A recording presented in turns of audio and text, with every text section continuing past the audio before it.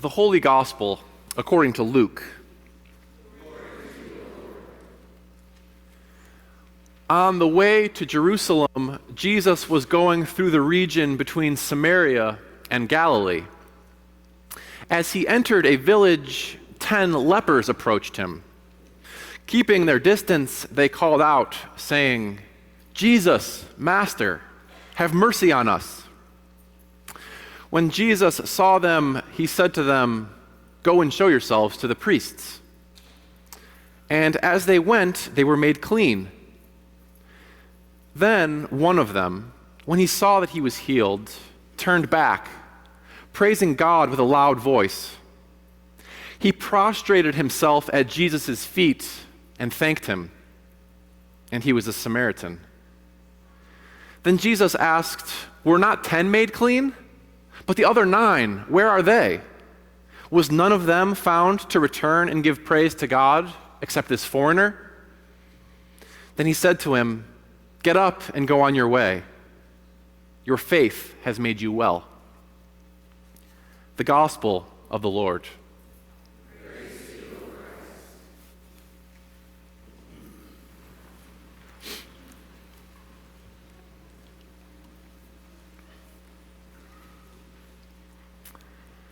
Jesus takes us on a trip this morning to the border, to the boundary land of Israel.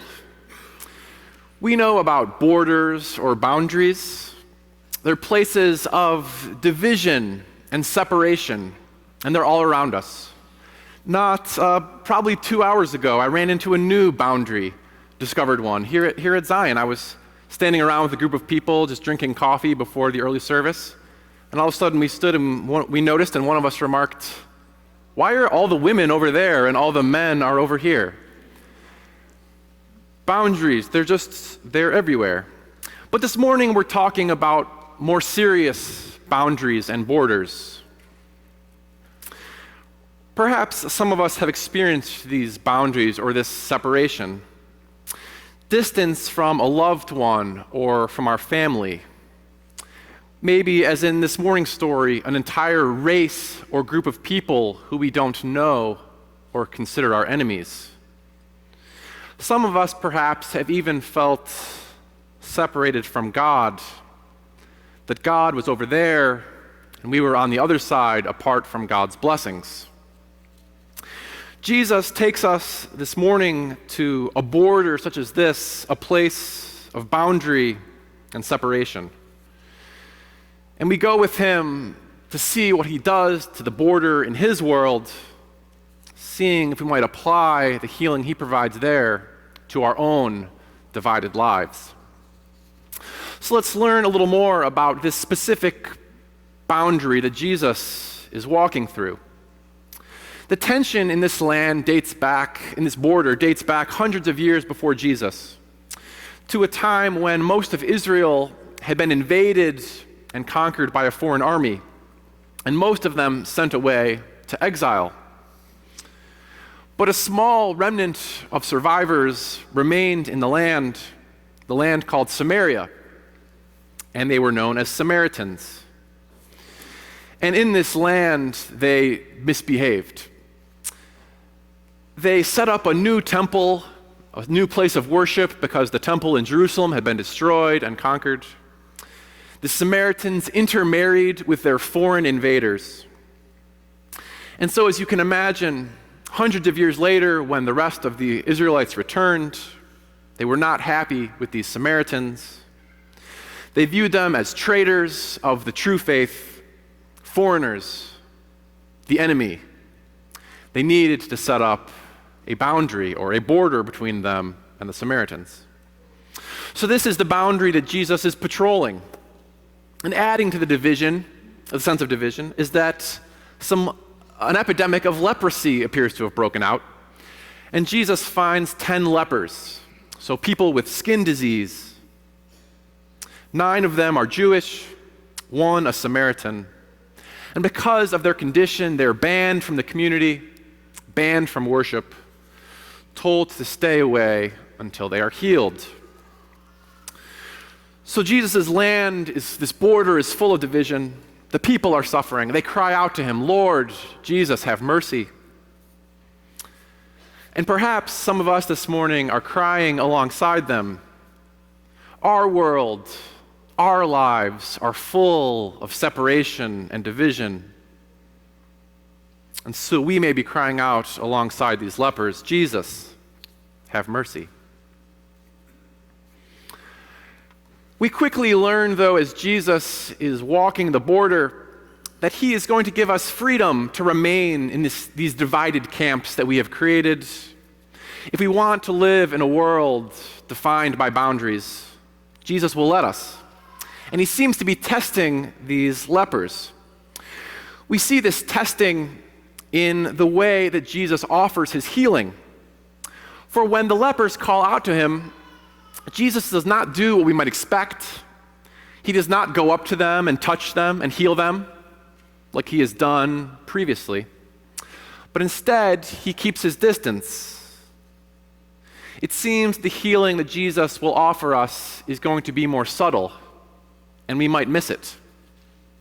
Instead, Jesus tells the 10 lepers to go and show themselves to the priest.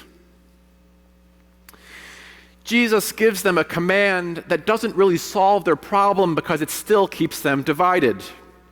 For his command has totally different consequences for the 9 Jewish lepers versus the 1 Samaritan leper.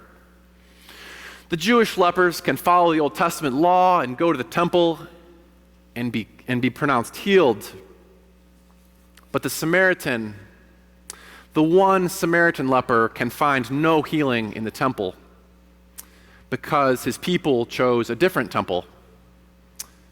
Because they intermarried with the enemy, they have been cut off. And so even as these 10 lepers are walking down the road following Jesus' command, they remain hopelessly divided.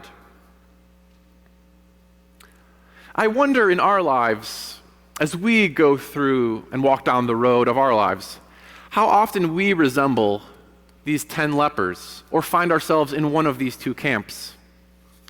If we're like the 9, we're aware of our problems, our own need for healing, and we may not even notice the Samaritan beside us who has no hope at all.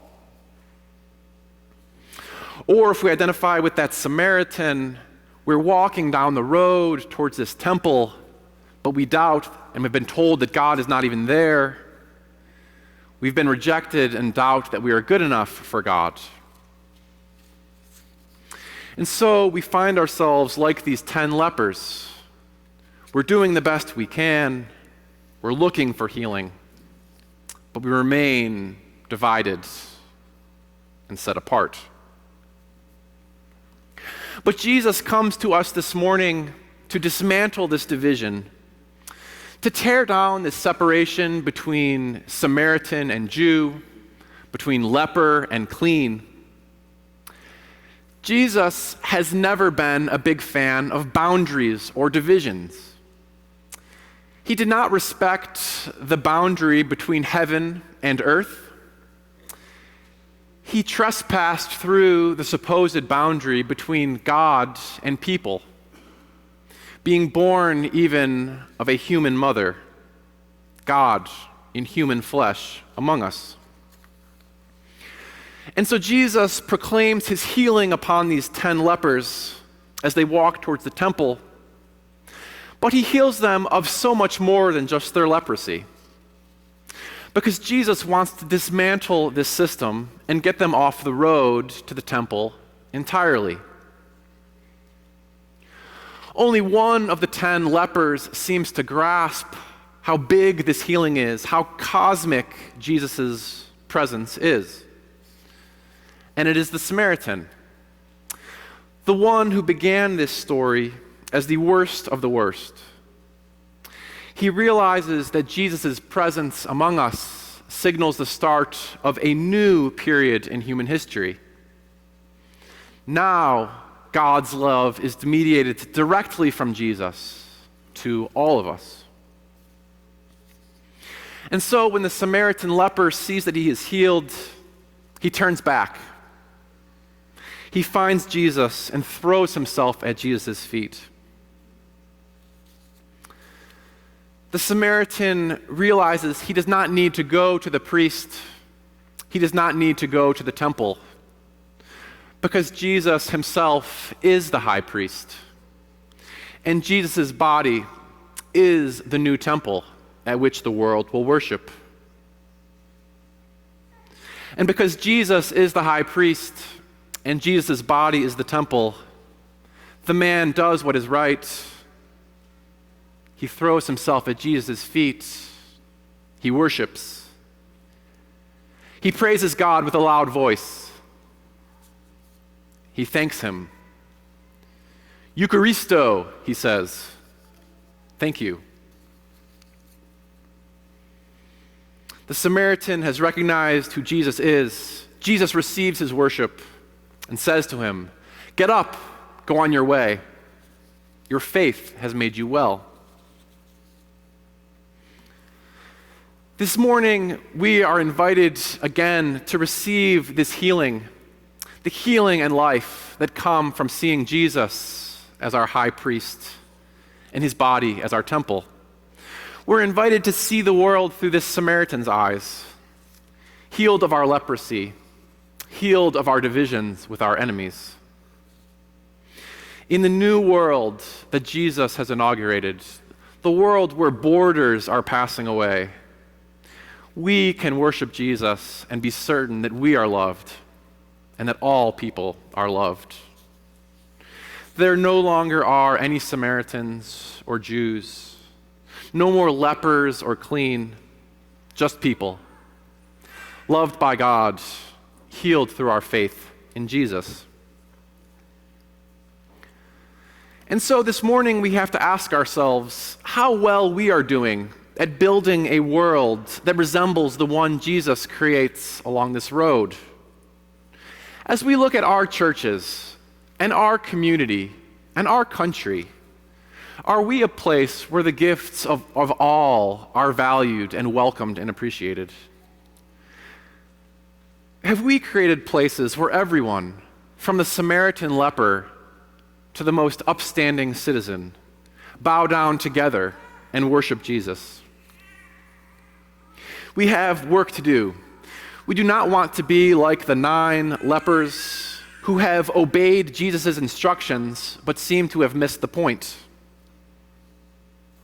Their skin is clean, but they are missing how big God's love is. Jesus says of them, "Where are they? Have none of them found fit to return to give praise to God?" But in a few minutes, we will get our chance to stand with the Samaritan leper and to worship with him. Our chance to reenact this scene from Luke's gospel.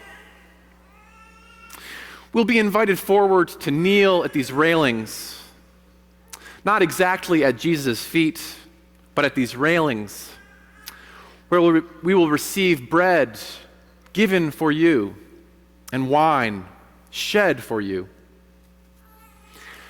And because Jesus is in the bread, and because Jesus is in the wine, we will be at his feet, and we'll say thanks.